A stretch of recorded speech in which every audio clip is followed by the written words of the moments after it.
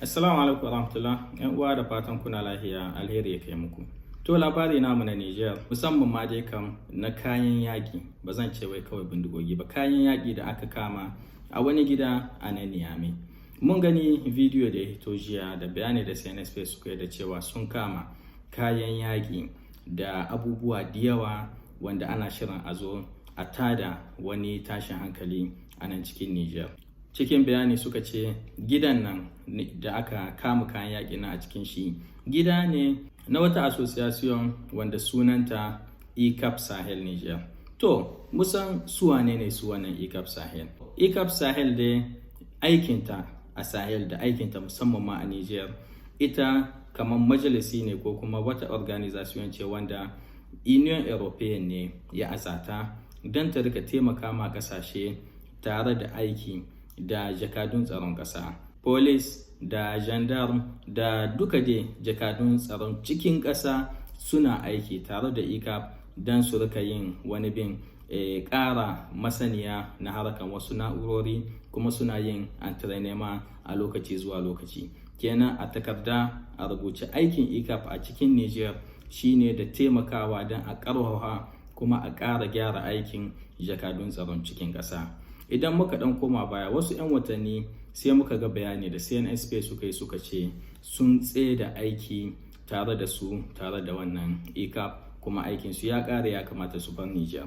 Bayan shi muka gani sati 2 zuwa 3 da ya wuce bayani ministan tsaron cikin gida da ya ce akwai wasu sojawa manya wanda suna aiki da sunan ICAP da suka shigo Niger a ɓoye ba tare da an gaya ma hukumar Niger ba.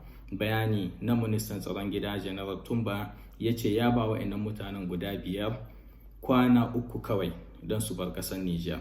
Sai muka tashi kuma jiya muka gani cikin dare bayani da ya hito a wayar na cewa an kama kayan yaƙi ba wai bindigogi ba kawai, duka wanda yana da ɗan masaniya a harkan kayan yaƙi ya gane su, ya ga bidiyon bindigogi ne automatic na sababbin yi kenan da albamabumai da mun gani akwai kuma kart na Niamey da na Niger da kart na duka mata cikin bayani da ya ce na Africa del West.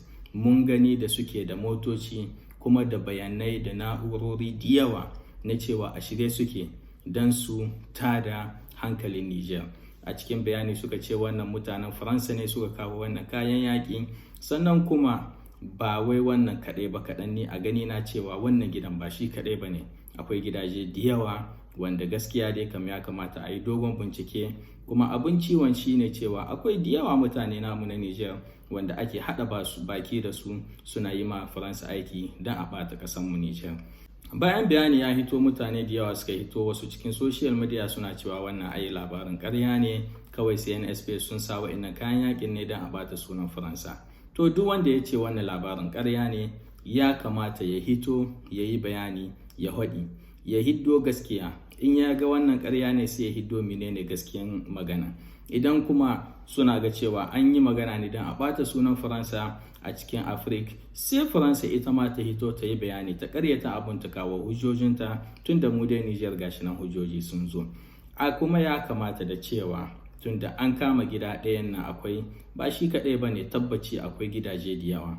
Ya kamata a yi dogon bincike ga dukka wasu gidaje wanda akwai wasu association ko ANG ko kuma wasu kamfani na Faransa da suke cikin Niger, da wasu gidaje wanda akwai 'yan Faransa a ciki, da ma har gidajen 'yan Niger wanda suna zamne a ƙasar Faransa. Ba wai don a takura musu ba ko wani abu, don dai kawai a ƙara kula, a ƙara dibawa, a yi maganin mugun abu kafin ya faru. 'Yan magana suka ce rigakafi ya yi magani.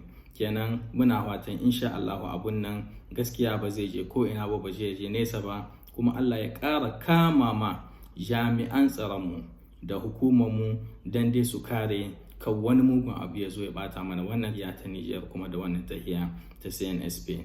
Mun san da cewa Faransa komi take sai ta yi kokari don ta bata wannan tahiyan, amma mu mutane ne da mun dogara da Allah, insha Allahu Allah zai kama kuma tahiyar mu zata yi kyau. Allah ya tsare mu da duka wannan mugun abu.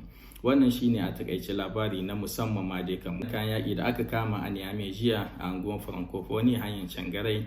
Sai mu ci gaba da addu'a in uwa Allah ya ƙara kare kiyayen ƙasarmu, kuma insha Allah sai mun haɗu da ku a bidiyo wanda zan mu yi shi na duka labari na ƙarshen sati da yake faruwa a cikin ƙasarmu Niger da cikin ƙasashenmu na IAS da kuma duka dai ƙasashen makwabta da Afirka. Ina gaida ku, assalamu alaikum wa rahmatullahi wa barakatuh.